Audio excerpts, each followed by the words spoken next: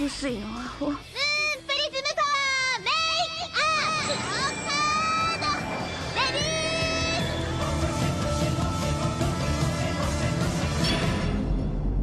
Welcome to Shojo Tell, where we discuss shoujo manga and tell who's hot and who's not, talk about themes, and just generally geek out. Today, February 10th, 2019, we'll be shoujo and telling about the series The Young Master's Revenge by Meca Tanaka. I'm your host, Ashley McDonald, and I'm joined by Anna, longtime manga reviewer and librarian. Hey, Anna. Hey, how's it going? I'm good. How are you? Good, thanks. Thanks for having me on your podcast. Oh, yeah, I'm super excited. Can you tell people more about yourself? Because you do a lot with manga. Oh, I do. I basically grew up reading comic books. My mom had like a stash of 1970s Marvel comic books, which I read when I was in elementary school. And I've been reading manga for a really long time. I think the first series that I collected was Mai the Psychic Girl, back when Viz was issuing manga in like floppy comic book formatted flipped issues. Whoa. Yeah, that was way back in the day. So I really like shoujo and josei manga, and I blog on Manga Report, which is part of the Manga Bookshelf network of bloggers. Yeah, you've been in this way longer than me. I'm just a schmuck who was like, hey, I like shoujo manga. I'm young and got into it in like 2000. I don't know. That's okay. I mean, I feel like everyone can come to manga at different times in their life, and it all works out really well. Yeah, always come to manga. Manga's good. Everybody should be reading it. All right, so first I want to explain, because I feel like I'm actually bad at this on previous episodes, that this beginning part will be a spoiler-free section. So if you have not read The Young Master's Revenge, you can listen to us talk about it as an overview and, you know, see if it's your jam or not. And should you decide to go read The Young Master's Revenge, it is available from Viz Media in the US in English. I cannot speak to the rest of the world. I only cover things that are in English here. But yes, it's available from Viz. And Anna, can you give people a brief overview of what The Young Master's Revenge is about? Sure. This is like a really kind of funny and lighthearted manga. And basically, the two main characters, Leo and Tenma, were childhood friends. And she was a rich heiress, and he was more of a working class boy. But they were kind of forced to be friends by their parents. But they have this terrible encounter in a turtle pond where Leo got bitten on the butt by snapping turtles. And he's very, very traumatized by this. Shortly after this incident, he moves to America, and he's gone for like 10 years. So then he comes back to Japan as an heir to a successful clothing business. But Tenma's family has fallen on really hard times, and she's no longer rich. So Leo's determined to make Tenma fall in love with him and then reject her so she will know his pain.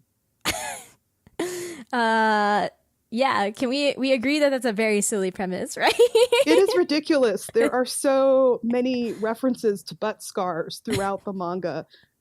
It's a little bit difficult to take it very seriously.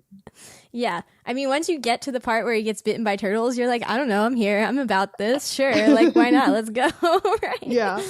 It's very early on. And I always just think, like, the second chapter opens and he's like, I hate turtles.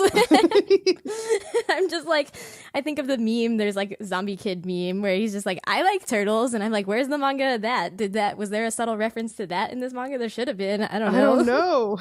There really should have been. I really feel this very strongly. Somebody go make me some manga about that. But yeah, I really love that chapter 2 opening where he's just like, I hate turtles. After having like a nightmare about Teenage Mutant Ninja Turtles, basically.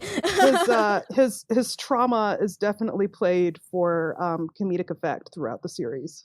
Yeah, but sometimes it's like, am I supposed to take this seriously? Like he wants to be like, I'm an evil person because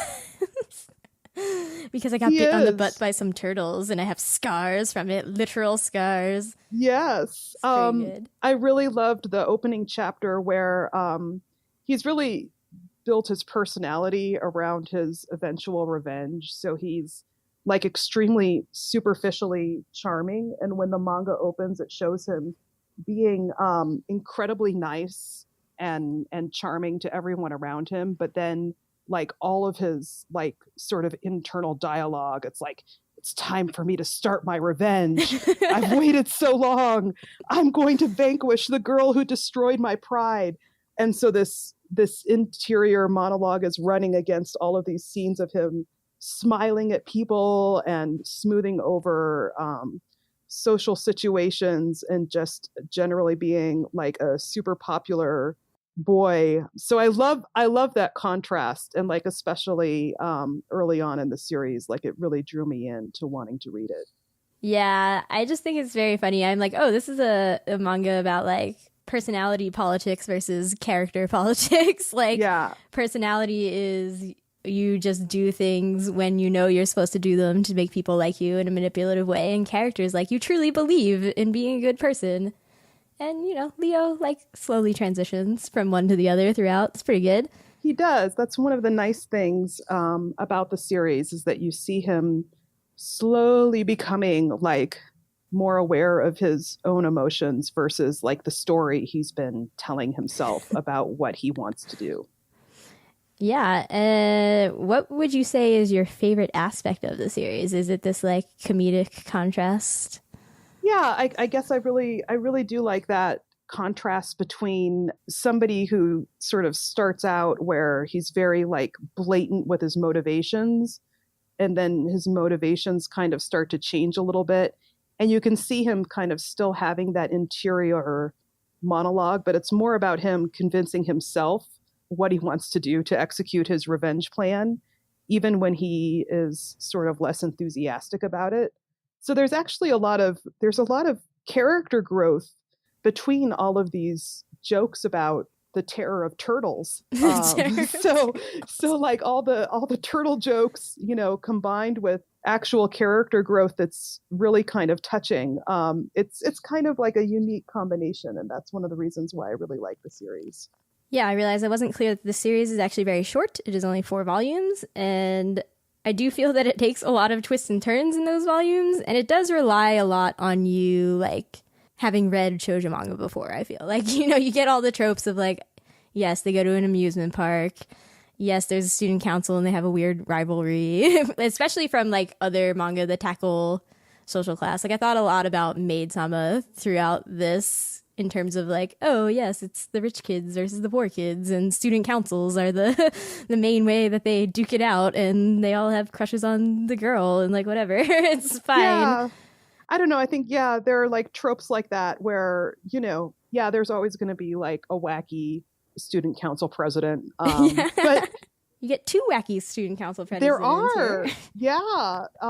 Which I think is a good thing. But I think, you know, Meca Tanaka has like sort of a way of like making everything seem charming, even if you have seen wacky student council presidents many times before. There's something about, I don't know if it's just like the turtle obsession or what it is, but there's something about the series that still seems like kind of fresh to me, even when it's going through all of these shoujo plot points, like, you know, sports events and competitions and things like that. Yeah, no, I agree. It's just, I think it's like, because it's so short, it relies on you having read shoujo manga before to like kind of fully get the jokes. Yeah. But also then it like subverts them sometimes in a lot of ways. Like, because it's just moving so rapidly through stuff, you're like, oh, I thought this was going to go differently. And then like, it just goes in a totally different way. And I'm like, oh, I'm pleasantly surprised actually throughout these 4 volumes. So that's a lot of fun, actually. It is. And I think it has the shoujo manga thing, too, where it's like, yeah, this premise is about a boy getting revenge on a girl who did an embarrassing thing to him 10 years ago. And then I feel like by volume 2, like that premise is kind of thrown out the door as it gets more into like class politics and like other things. And I'm like, oh, okay. Yeah. Shoujo manga just draws you in with one premise and then is like, we're going in a different way. That's true. And I mean, I think one of the things that makes it kind of more interesting is because like pretty early on, like, you know, Tenma knows like what's happening, and she's like, all right, I'll do my best to fall in love with you so you can get your revenge on me because I like you and you're my friend and I want you to feel better. So she's pretty forthright about accepting the wacky situation. You know, everything's kind of like out on the table really early. So that's another thing that I thought was kind of refreshing. And it probably is due to the fact that the manga has to move so fast, is that you can't really wait around for like 2 volumes dealing with a story where everybody's hiding their motivations and everything's secret, and then it comes out in a dramatic revelation. Yeah. All of that's taken care of really pretty early, which is also kind of unique. Yeah, no, I think if you're like, for listeners who haven't read this and are maybe intrigued by the silly premise, like if you also get sick of all the misunderstandings that happen in shoujo manga, like this manga is like, I'm not messing around with that. We have a misunderstanding for like 2 pages and then it'll be resolved. It's fine. I'm like, exactly. Yes, thank you. Yeah, because there's definitely some series that just kind of draw things out like that, like way too much. And so it really does move at kind of a breezy, fast pace. And that's pretty good. I feel like it packs a lot of story into just 4 volumes. And I wasn't, dissatisfied or anything at the end of it. Sometimes with the shorter series, you're like, I really wish it had gone on for like 6 volumes, or things weren't really wrapped up with all the supporting cast the way I wanted them to be. But this one is just really well executed, I thought. Yeah, this one definitely is pretty well executed for a 4-volume series. I was like, I feel like the side characters got just enough that they deserved, and like Leo and Tenma get their good ending. Like, it was good. It was solid. Yeah. All right, so before we get into like really nitty gritty spoilers of what happens in 4 volumes, I will give a spoiler warning. So if you have not read The Young Master's Revenge and you want to go read about a boy who was bitten by snapping turtles as a young boy and has scars on his butt, as you should, then you should stop here before we tell you more about what happens with him in Tenma and the wacky student council presidents, because they are great. Just so you know. Go forth and read. Anybody who has read this already and wants to hear some more specifics, we're going to go to them now. Okay, so first, start real easy. We already mentioned some great scenes, obviously, but do you have any other particular favorite scenes that you want to mention?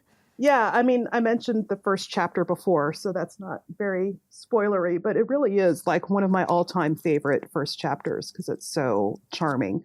I really like, like all the times in the manga where Tenma sticks up for herself and her sort of like relentless determination to become a veterinarian, even though animals seem to hate her. Yeah. That's just something that I really enjoyed throughout the manga. But yeah, there's a lot of really great scenes. Yeah, well, this isn't a scene, but in general, I really did appreciate. In the beginning, I think I read the first volume a while, like when it first came out, and then I reread it for this podcast to read all the way through the series. And I remember disliking Tenma when I read only the first volume, but then I was like, no, Tenma is great by the end of this. I was like, Tenma knows what she wants, and she's like, nobody can tell me no, but she's also like very nice and honest in a way that's like super sincere. And I'm like, no, Tenma's awesome. Yeah, I feel like, as a heroine, she kind of takes a little bit like of time to grow on the reader. And I think it's mostly because, it's not necessarily like her point of view. Yeah. So I think sort of like seeing her from the outside, and what she's willing to do and how she actually really wants to support Leo. Like as the series unfolds, you realize that for somebody who like grew up super rich, she really has like no ego. She's really kind of naive about a lot of things. But she also kind of like has this really sort of strong inner personality of like, she knows what she wants, she's committed to it. And her not picking up social cues is like sometimes really pretty adorable. Like when people are being mean to her and she's like, oh, that's okay. Well, thanks for talking to me. And she just kind of like breezes it off. So there's all these, when the people are trying to like mean girl her, like it has no effect, which is pretty great. I mean, maybe part of my turn on Tenma. Well, first, I think it's good because in the manga, Leo starts out hating her and you're like, yeah, I hate her too. And then as he starts to not hate her, you're like, oh yeah, Tenma's great. Like it actually is very effective at doing the thing that it wanted to do. And I'm like, awesome. But also I, read Kimi Todeke recently for this podcast. And I'm like, oh yeah, that tendency of Tenma people trying to mean girl Tenma and Tenma just being like, I don't get it. You guys are nice. I like you. is very much like the protagonist of Kimi ni Todoke, Sawako, who's just like, I don't understand. Yeah, that's really true. So I'm just a really nice person, and everybody's like, it's confounding. I don't understand. It is, and it's kind of it's funny. There are some scenes of her, like, because she sees like how much better Leo is at managing like social situations, and like sometimes she's like kind of like sitting back and like taking notes on like how he's navigating the treacherous waters of like high school socialization and class, and it's all these things that she just has never thought of before. So that is kind of fun. Yeah, and she's like, what? Food has expiration dates? I don't know. Shruggy. Okay. Oh, Tenma. Yeah. But yeah, so my favorite scene is actually very much towards the end, which is when Tenma kabedon's Leo. And like, he had done it a couple times to her before, but then there's very dramatic like love confession. It's when Leo has just confessed to the whole school about the scars on his butt, as one does, over the PA that he like hijacked. And then Tenma's like, oh my god, no, Leo, like, I want to protect you from this horrible thing that was forced on you, and now you've like confessed a very embarrassing thing to everybody in school. And she's like, no, don't show them the scars. And then she kabedon's in, and we're like, yes, more girls should kabedon boys. Absolutely. It's nice to see like sort of the gender reversal of that, and it kind of goes with this manga having being more on like the male protagonist side, but yeah, it is pretty awesome. Yes. This is also, I'm like, this is why Tenma's great. Tenma's great. But I also do really love the character of Tojo, who is the student council president of their poor school, Suzaku, not the rich school. Different crazy student council president for that one. Tojo is everything I love. Her introduction being like, I'm swinging a bamboo stick at rich people. It's like, excellent. Then she looks real pretty on her not date with Leo. Yeah. Actually, out of all the supporting characters, I have to say, I wish we had like a little bit more of her. Yeah, just, more like, Tojo. Maybe a couple more scenes. That would have been cool. I know. Like, Tojo was not used to the utmost effectiveness that she could have been, but like, she was still real good. So I was like, I would read a manga about Tojo. Like, yeah, she has an awesome angry face, like, and she's great at yelling at people, which sometimes, that just needs to happen. Yeah, that totally just needs to happen. Yeah, and the student council looking like a little gang. I'm like, I love it. They're the best. Yeah. Yeah, that's pretty epic.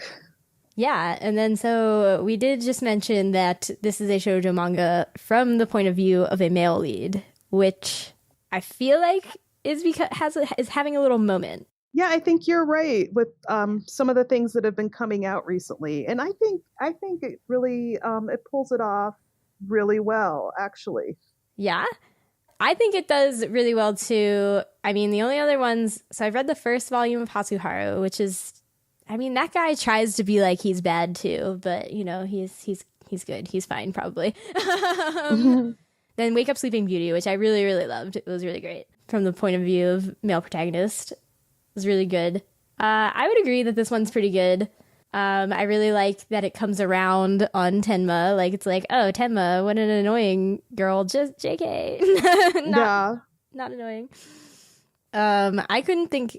Like, I'm like, is 3 enough to be a movement? Am I missing some key ones with male leads? I think like My Love Story for sure. Oh yeah. And then there's one that I'm not remembering, but where like the main character has to hide his love of crafting and domestic things, and I'm like totally blanking on the title. I'll like remember it eventually. But that was another really good one. Oh, I guess technically is it behind the scenes? No. Are we thinking of a different one? No, there's like another one. Behind the scenes does count though, right? Yeah, probably. Yeah, that has a male lead. I've only read one volume of that so far, but I liked it. It was good. It's by the Ouran High School Host Club, Bisco Hattori. Yeah. Yeah. Yeah, so... Yeah, that one's really good too.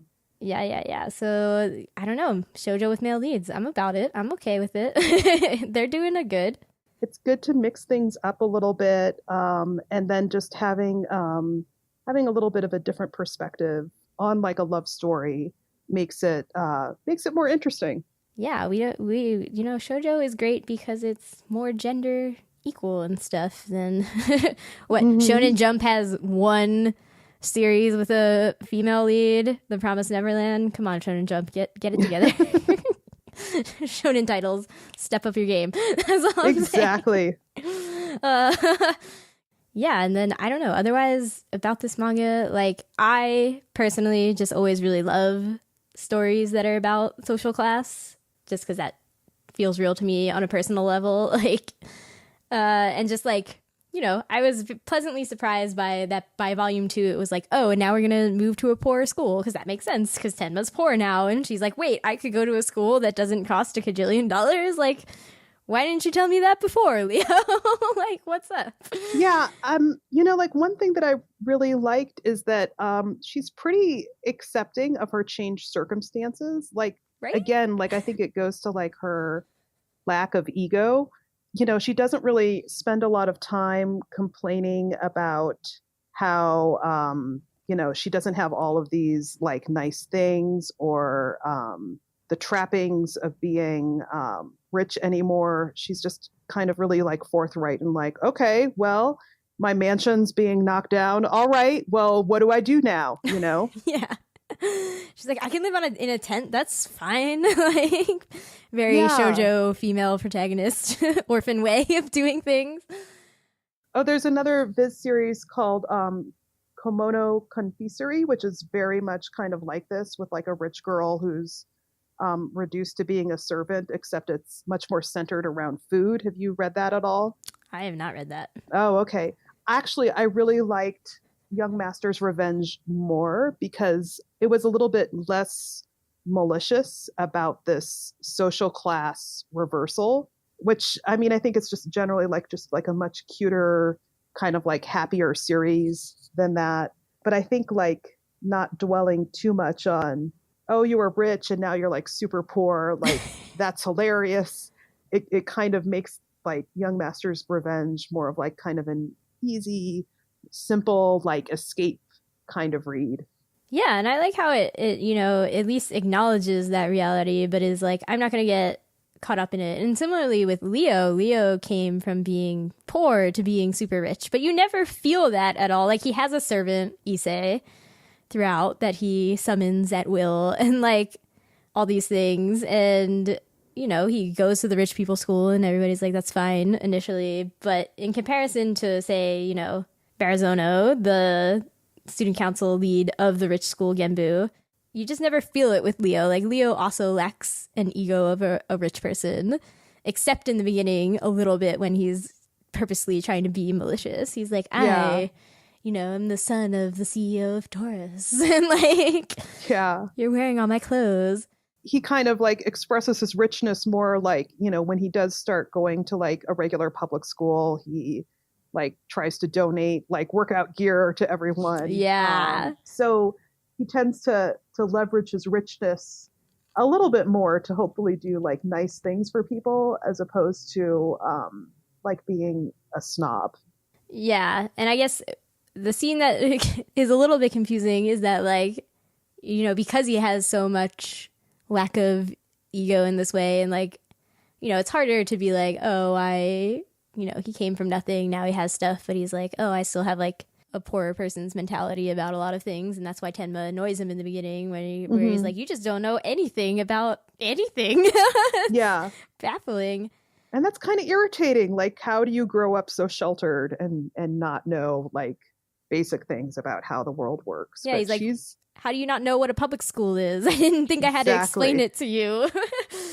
Sort of deal. But yeah, like Barazono, comes to Tenma's new apartment that's a piece of crap and like leaks and the window falls out. And so like Leo's trying to just fix the window on his own or whatever he thinks he's doing. But Barazono's like, I had the landlord like remodel the apartment overnight. And you're like, all right. Yeah, and that's hilarious. That was also like a scene where like the art was so funny since he's like nicknamed like the Rose King, and like all of a sudden Tenma has like rose paneling in her apartment. Yeah, so that was kind of like a cute like little touch.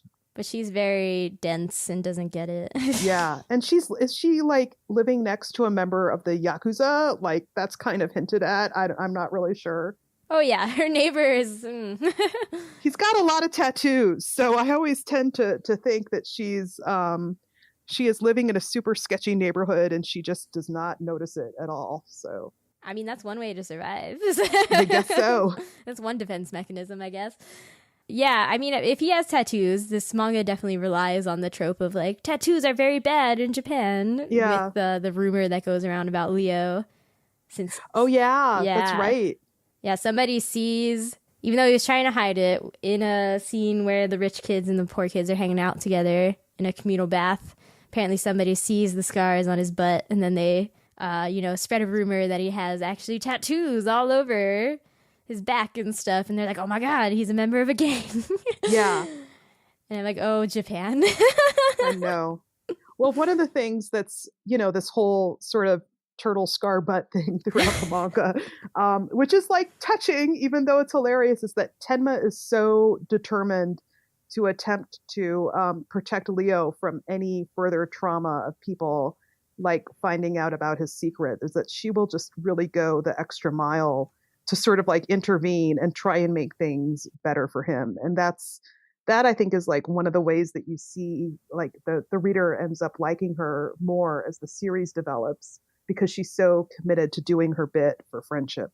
Yeah, so she forces the lights to go out and is found in a compromising position with with Barazono because he is very frail and like they fell over and fainted or something. Yeah. Something weird happened with them. Shoujo manga hijinks happen. Exactly. It's all a misunderstanding. It's got to happen at some point, so.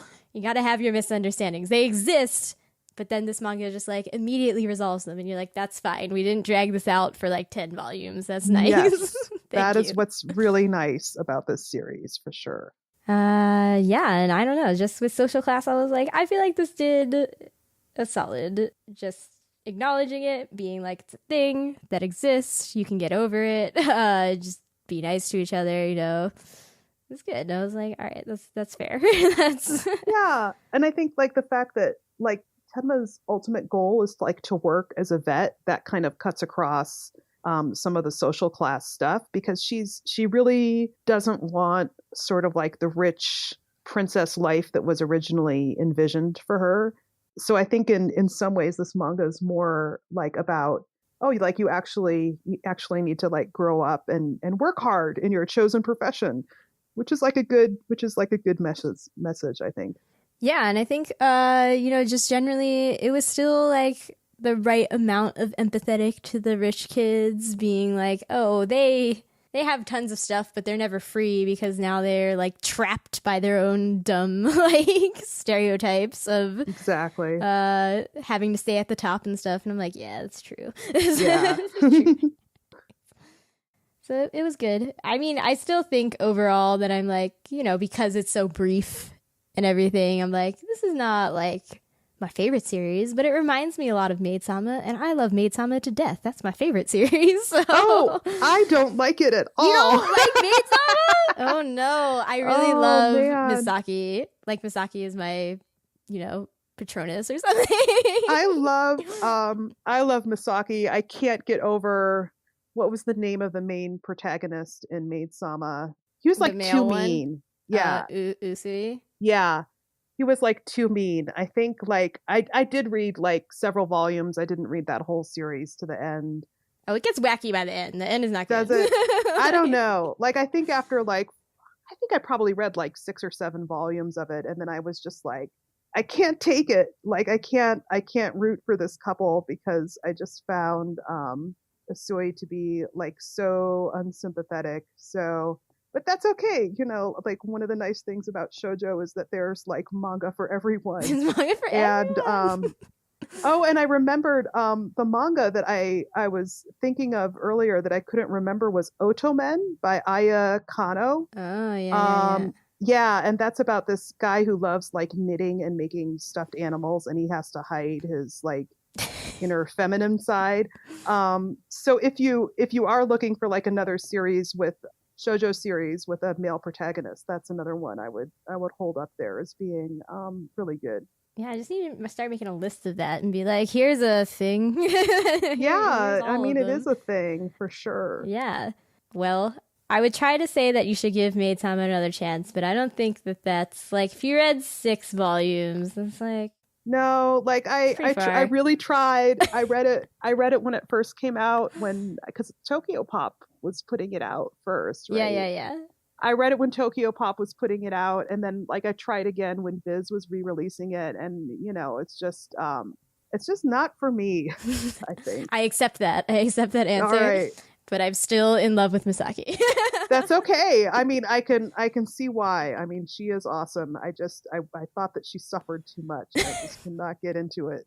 Yeah, I think actually, I don't know. Well, the second half of that series is more about like Usui's problems, but like Misaki doesn't stop suffering. So yeah, no, it's no good. Yeah, I think I just felt that too deeply. And I was like, I can't carry on with this anymore.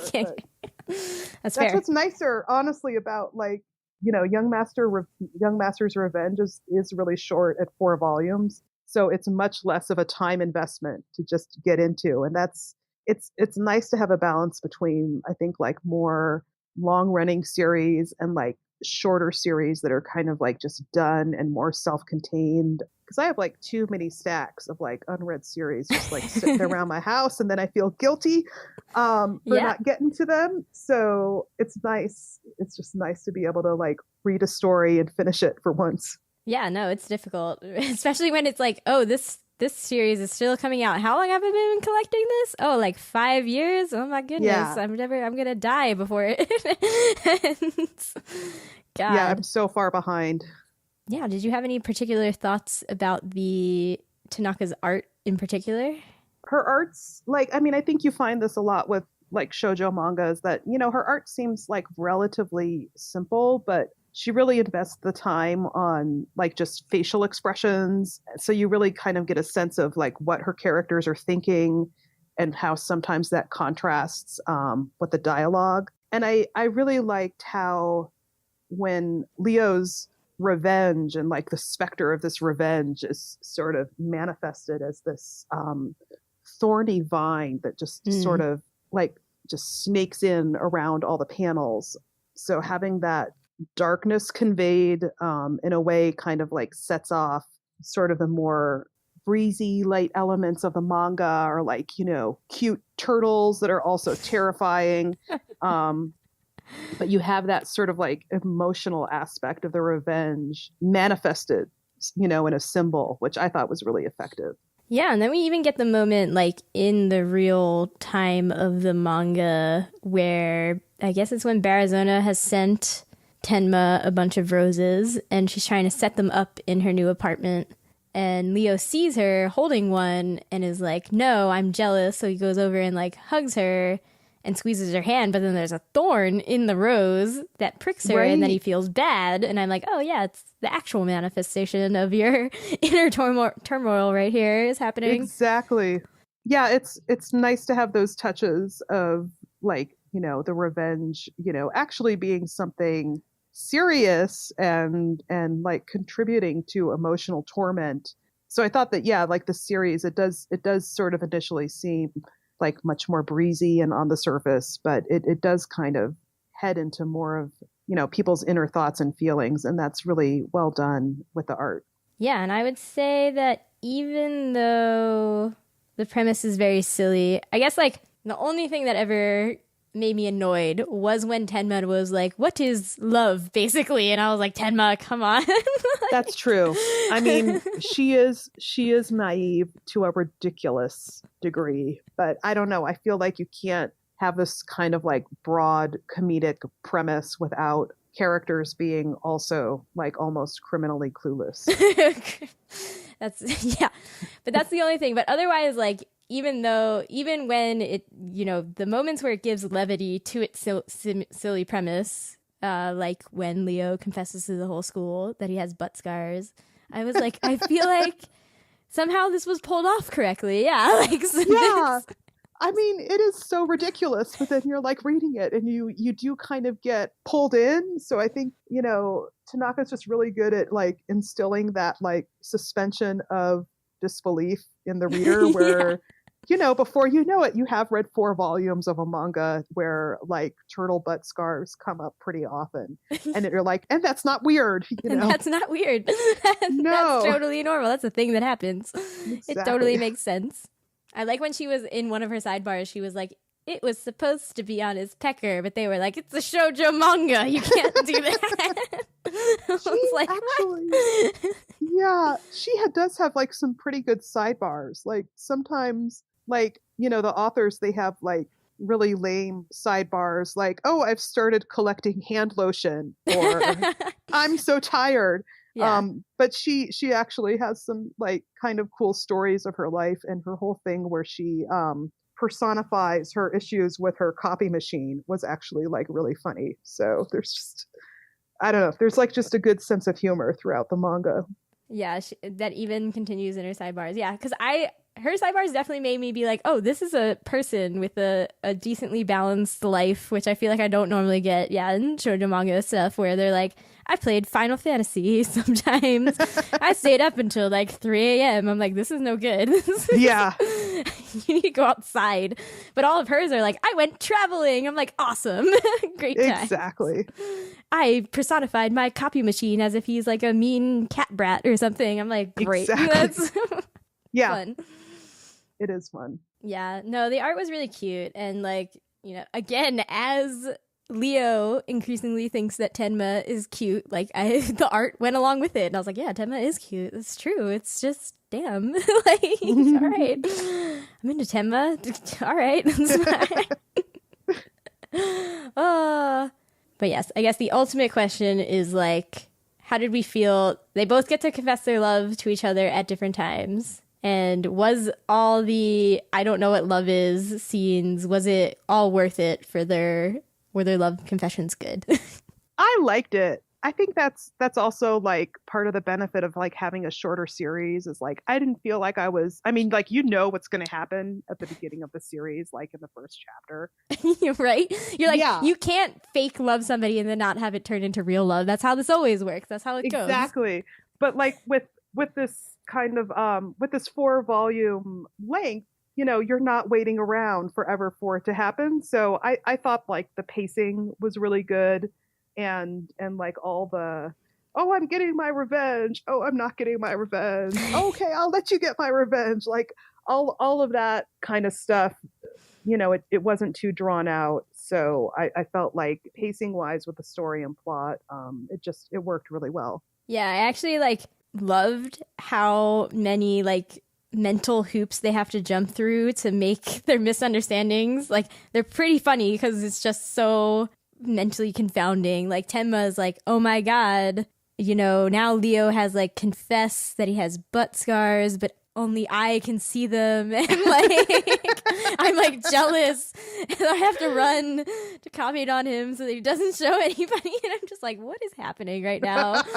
Or she's like, I can't tell Leo that I like him because then he'll reject me, and I'm just like, oh my god, because like that's the premise of what he set up for her and stuff, and I'm like, okay. Yeah. And it's just, that also, it's somehow that ridiculousness still feels real, because I feel like anytime humans are like so silly, anytime we're like, oh my god, but do they like me? It's like you don't want to believe the easiest path. You're like, it must be some crazy psychological like weird thing. They don't like me. That's just a misunderstanding. The misunderstanding is that they could ever like me, sort of deal. I'm like, all right, cool. Yeah. No, it works out well. I mean, like both the protagonists are kind of equally clueless about love in somewhat different ways. So it's nice. It's a good solid ending to the series. Yeah. Oh yeah. And that's what I liked the most about like the social class issues too. And just generally, it was really nice to see them outwardly acknowledge, like blatantly be like, the problem with our relationship is that we currently do not like value each other the same. Like we are not equals because Tenma is now like, under my stewardship, or like Leo is taking care of her basically, and he's like, that can't work. Like, she doesn't value herself enough, and I'm not treating her with enough value. So like, this is no good. And I liked after his confession to her, where he like didn't let her talk, which was rude, but then he immediately was like, yeah, I did a bad. Like, I didn't let her respond to me, and that was bad. So I like that Leo is always like immediately acknowledges his mistakes. Yeah, I thought at the end though, I was like, she really had to take on more of the weight of like being a bigger person in a sense, you know? Which I guess I was a little bit annoyed about. Like, I was like, wow, like she's kind of doing like more of the emotional labor, you know, that kind of led into like the final confession, and everything working out really well. But I also liked that she was like immediately like really aware of how she should have been treated but wasn't, and she wasn't really afraid of like expressing her emotions over that. Yeah, she was mad that Leo didn't let her talk too, and I was like, correct. And actually, I mean, like some of the panels of her having like angry face, like it's pretty hilarious. Like, she is almost literally in flames at one point. So it's pretty great. Yeah, and it's nice to see her be mad about it, and rightly so, because she's so rarely mad. Like, because whenever people mean girl her, she's just like, oh, you're a nice person, I like you. What are you doing? What? You don't like me? What? And I don't, like, she doesn't understand that. But this time she's like, I do understand. This was wrong. I had a thing I wanted to say, and Leo doesn't understand how I feel. Like, yeah. No, I really thought that like the whole like love confession, it really kind of just amped up sort of the emotional content of the manga in the last volume, which was great. Yeah. So I guess we can, you know, obviously Leo and Tenma were always going to be the ultimate end ship, but we are presented with many other possibilities and other couples that get together, so we should express some feelings about them. Okay, just in general, this will bring up some characters that have not gotten as much attention maybe as they should in this talk, but like, I did feel that Barazono as a character was like the weakest link in this. Just because I don't even remember his motivations for like stealing Tenma in the beginning. Yeah, I mean, I think like a incredibly rich student council president is like sort of like a very generic character. And like, it's like, oh, well, you don't really have any more. He's a little bit more of a generic antagonist, like throwing his money around or just like showing up to the poor school with like people throwing a red carpet in front of him. So it's a little hard to really take him seriously, but he's kind of like best used as sort of like a means to actually make Leo jealous, which he was effective at that. He was. I guess it seemed like in the beginning that he was going to be an evil, like, again, I had some expectations set up from Maid-sama, where the student council dude there, I believe his name is Tora, you know, he's super evil and like terrible, but then he eventually, spoilers, falls in love with Misaki too, but like, obviously, because who doesn't fall in love with Misaki, but obviously, so, but like, you know, he's like actually a genuinely bad person, but he also has motivations, and I just felt like Barazono initially was set up to be like some evil person, like he kidnaps Tenma. Like he had some grudge against Leo because he is also a rich person, and he's like, I want to blackmail him, and then those reasons just like completely fall by the wayside, and he's just like, oh, actually I just genuinely love Tenma, and I'm like, what? I don't see this. I didn't buy this.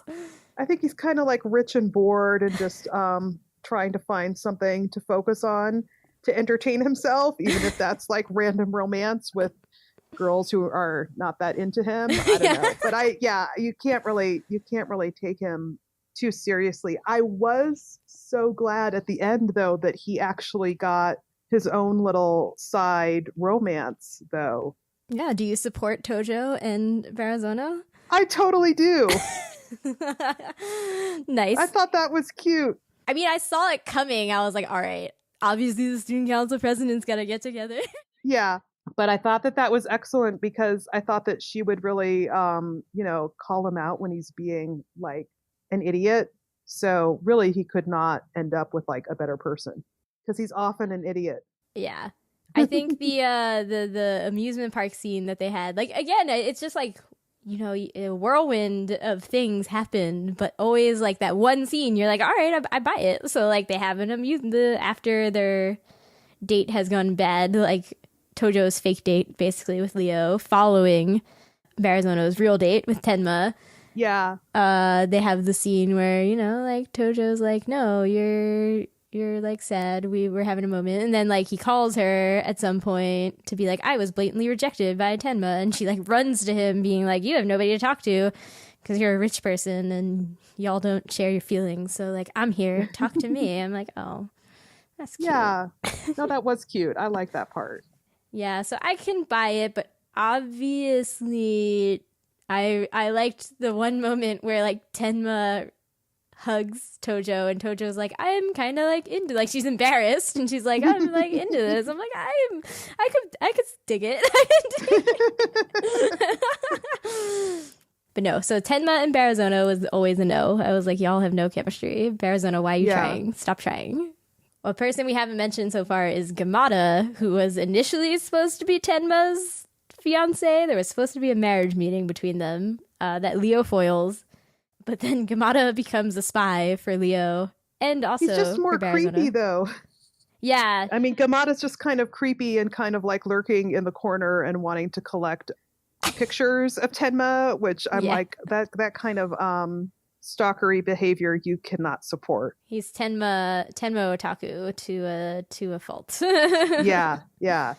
No, so there's really no way that can ever actually happen. I don't. What did you actually like? Part of me was like, obviously he's creepy, and I don't support his behavior. But like, as a dude, he seemed fairly okay. I mean, I think that's like another reason why this series like is, you know, just sort of breezy and entertaining, because he does have these problematic tendencies, but it's not as creepy as it certainly like can be in other series. Yeah, as it would be in real life. Like, yes, it's more like, oh yeah, there's that guy kind of in the corner being slightly creepy, but let's just, you know, move on to the main part of the action here. So yeah, I mean, he's also a character who it's like hard to take very seriously. He has a moment where he tries to like justify. He's like, Barazona has me following you, and then he's like, not for anything creepy. I don't know. Wait, let me think about it. I mean, I think again, he also kind of serves the purpose of making Leo like worried, you know, that he was once Tenma's intended fiance. So that also kind of forces him to think about Tenma in a different way, which is, you know, useful for the sake of moving the plot along a little bit. Yeah. But yes, then we had Leo and Tojo, because Tojo was really into Leo, and I thought that was kind of adorable. It was, but it's like you don't want to be in love with a guy who like hates another girl so much it is clearly love. Like that's don't mess with that. It's too much. No. Tojo, it was doomed always from the start. Always. I actually really wanted Tojo, like, this guy maybe he had speaking parts, but I don't think he was named, but like the dude who had very clearly like some dyed hair in the student council, I was like, they would make a good power couple. Yeah, it's hard like when like the student council is sort of presented as this like random group that's just kind of often glaring at like events. I liked them. They were fine. Yeah. Yes, but obviously Leo and Tenma have crushed on each other since they were 5, which is maybe weird, but you know, shoujo manga, we're here. That does happen in shoujo manga an awful lot. So yeah. I still appreciate that they're like, I don't know if this will last, but my present feeling is that I want to be with you forever. And I'm like, yeah, that's love. That's all you can hope. Like, you don't know. It's about what you feel in the moment, and you currently feel that, and that's valid. That's a valid feeling. It's good. I mean, there was like this whole like flash forward 10 years after the main storyline ended. And that's, you know, that was pretty cute. I liked it. It was cute, but I was like, did I need this? I feel like I never need that.